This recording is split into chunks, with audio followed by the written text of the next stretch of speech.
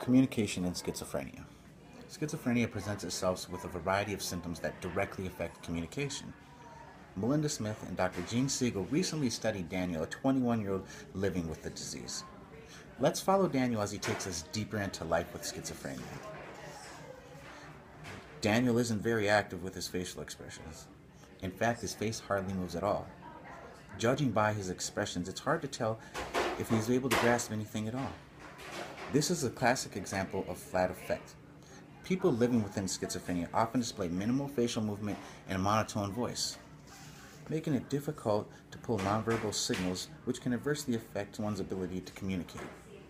Despite Daniel's awkward reserve with words, he did very well in college, even worked part-time. But then things began to change. What his peers initially thought to be jokes and rants were actually his delusions surfacing. Professors were out to get him. This spread out to his fellow classmates joining the conspiracy. This paranoid belief, a strong sense of grandiosity that is very common within the illness, supports Daniel's always being the ever-important center of attention, feeling as if the rest of the world is inferior to him and completely unable to comprehend what he's going through. The worry within his delusions, unfortunately, further provoked within his hallucinations. Sight, smells, sensory supported fiction clouded the realities within Daniel's life. All of these things took over. The distractions became harder to overlook. His grades dropped, so did his personal hygiene. He grew distant with his classmates and coworkers until no one was around. Daniel lacked the motivation and the desire to maintain everyday life functions. He eventually dropped out of school, was later hospitalized when at work his employer became concerned over his rash behavior and outburst.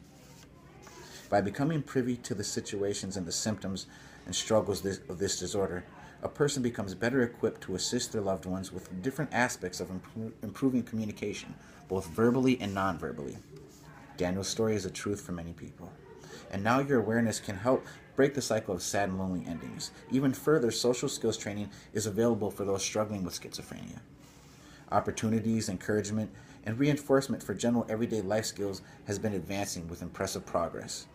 We can all do our part by knowing when, what, and how to communicate with a peer struggling with the disease. Only communicate when you're calm, focus on one thing at a time, be simple, brief, yet specific, and actively listen.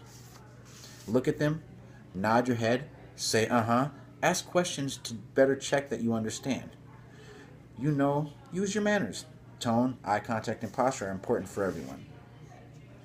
Effective communication is key in almost all of our interactions. And for our friends like Daniel, it is most importantly essential for treatment.